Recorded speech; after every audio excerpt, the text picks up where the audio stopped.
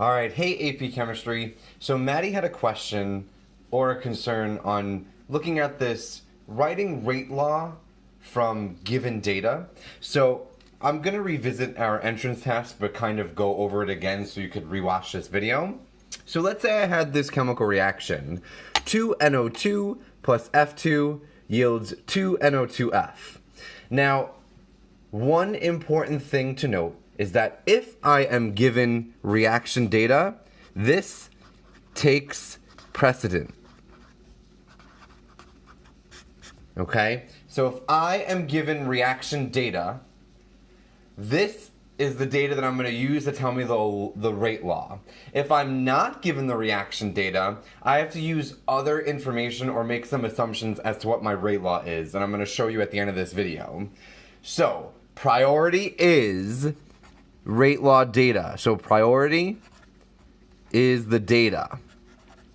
And on the AP exam, on multiple choice and short answer questions, if they give you concentration and rate data, or they give you time and concentration, you need to use that to figure out the rate law. If they do not give you anything except for the chemical reaction, then you have to make assumptions and use the stoichiometric coefficients. So let's get to it now. So I'm going to try and write an expression, and I know that my expression is going to be rate is equal to K, some business, where A and B are my reactants, right? We always write them for reactants. And that's my capital A and B, and then little a and little b are my exponents, which are known as my order. So I gotta figure out the order with respect to A and or B. So I'm gonna use my reaction data, and I'm gonna look at NO2 and figure out what the order is with respect to my reactant of NO2.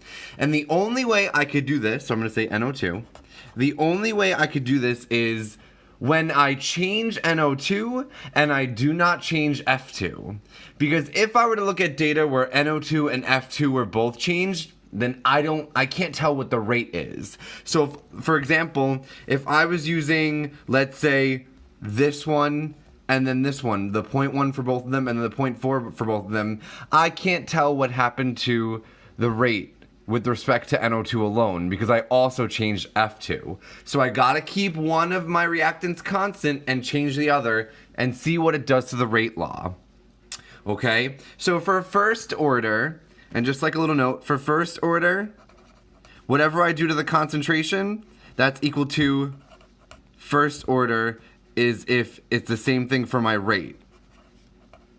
So if I multiply my concentration by 2, 3, 4, 5, and my rate goes up in the same 2, 3, 4, 5, that's first order. Second order is if I multiply my concentration of my reactant by something, and the rate goes up squared, so rate goes up by squared, or the rate goes up maybe times n squared amount, that means this is second order. And when I say n squared, if I double my concentration of something and it was second order, that means 2 squared, my rate has to go up 4 times. If I triple the concentration of a reactant and it's second order, that means it's going to go up 3 squared 9 times. And then for 0th order, this is actually a lot easier. If I do anything to my concentration and my rate doesn't change, then it's 0th order. That means that this reactant does not do anything to the rate law. So just to quickly recap, first order, if I multiply, and this letter n here is just like a variable or a factor. If I multiply anything times the concentration, and that same anything that I multiply times the concentration happens to the rate, so if I multiply by 2 and the rate goes up by 2, then that's got to be first order. Multiply by 3, the rate goes up by 3, first order. If I multiply the rate by something, if I multiply the concentration by something and the rate goes up by an extra factor or a squared factor, that means my order is second order. So if I double the rate, if I double the concentration and my rate goes up 4-fold, that means it's second order. If I 5 times the concentration and my rate goes up by 25, 5 squared, that means that that is second order. And then finally, the easier one, if I do anything to my concentration of whatever I'm talking about, these are concentration brackets of reactants. If I do something to my concentration of reactant, double, triple, quadruple, times by 1,000,000. If nothing happens to my rate, that means this reactant doesn't affect the order and the rate of the reaction, so it's 0th order. So going off of that little quick summary, let's look at what happens to NO2 in my first and second trial here. Notice why I'm choosing this data.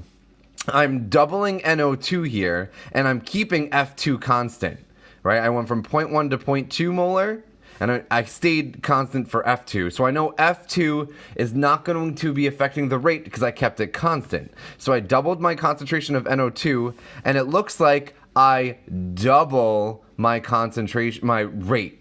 So if I 2 times the concentration of NO2, then my rate is multiplied by 2 times. Right, you can see that if I double my concentration of NO2 from 0.1 to 0.2, my rate looks like it doubled, right? So 2 times, 2 times. If it's the same thing as what I did to my concentration, that means, therefore, the concentration of NO2 or NO2 is first order, right? So the reaction is first order with respect to NO2. I figured that out because I looked at what happened to the rate when I changed my NO2. Now I'm going to do F2, right? And this is a lot of trial and error. There's another way in the book where they just like plug it all in and figure it out, and I don't really like that way as far as like plugging and chugging, because sometimes it doesn't help to conceptually understand, because a lot of the questions will ask like, what happens faster?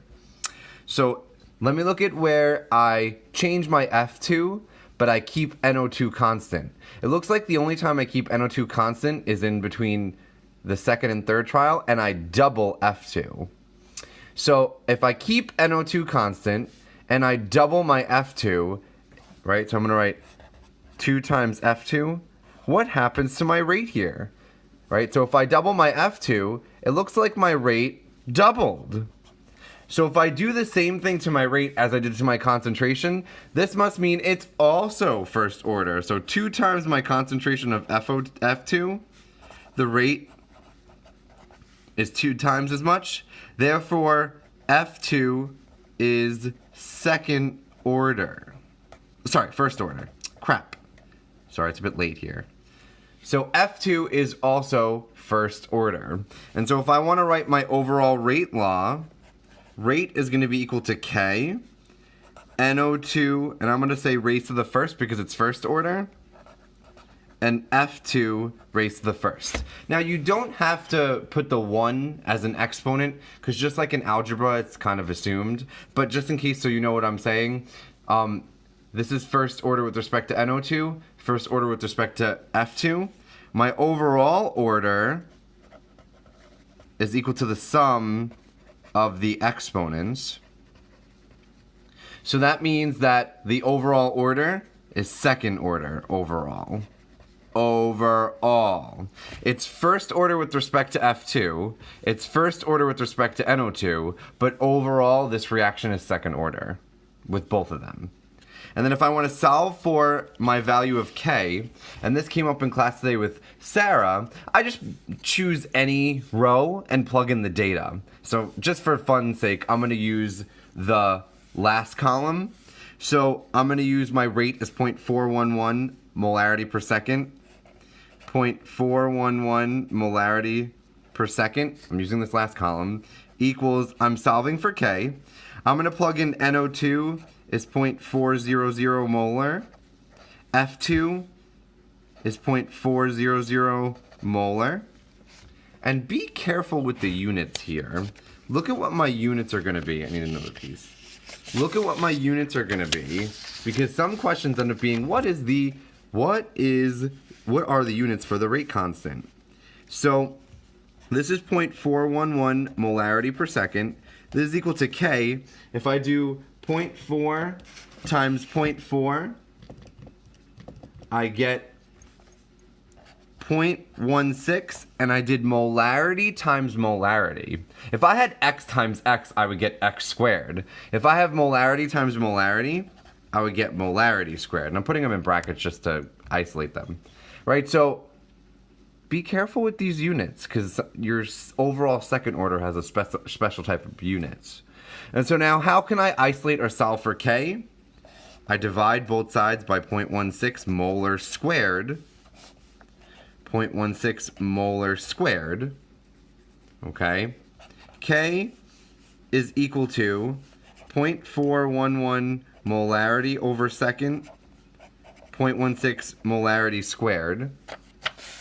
Just for units wise, if I have molarity in the top and then molarity squared in the bottom, molarity over molarity squared is 1 over the molarity, right? Because I cancel out the m and I'm left with 1 over the molarity.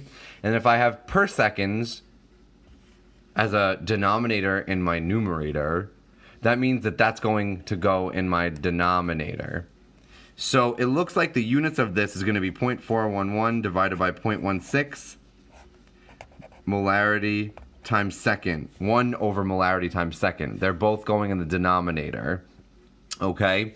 And so 0.411 divided by 0.16, I get 2.57. And I'm going to say another way, like, is 1 over molarity times second.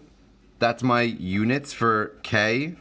Units for k of an overall second order. And another way of having my molarity and seconds in the denominator is also saying 2.5 second molarity to the minus first, seconds to the minus first. These are the units for second order. And another way that they represent this is molarity is equal to moles over liter. So if I have 1 over the molarity, that's equal to the inverse of this. That's equal to liters over moles. And so if I have molarity to the minus first, it's the same thing as saying, if I plug this in here, I'm going to have liters over moles times second, or liters times per mole per second. Okay? This is hard algebra, and I understand that this could definitely be very tricky with what are my units. If all else fails, memorize that these are my units for second order. Units for first order are very simple. That's my per second. My k first order is per second. Okay, so remember that. And then 0th order is not part of it. Okay? Alright, I'm hoping this video helped. This is how you use data to figure out the rate law and the rate constant. So to quickly recap, we look at the data given. I figure out, okay, which set of data has something changing and something being constant. I look at what happens when I change one of my reactants concentration, and I look at what happened to the rate. If it's the same change in my concentration as what happens to my rate, that's first order. If I change my concentration and my rate goes up kind of like by an extra factor or a squared factor, like if I double the concentration and my rate goes up by 4, that means it's second order. If I do something to my reactants concentration and nothing happens to the rate, that's 0th order. So please, if you need to rewatch this video or go over this video, if you still have questions or comments or concerns, post this in the Google Classroom or in the Remind saying, hey, when you said this, I was confused at that, or hey, can you show another video doing this? And I am there to help. Any other questions or confusions, please let me know.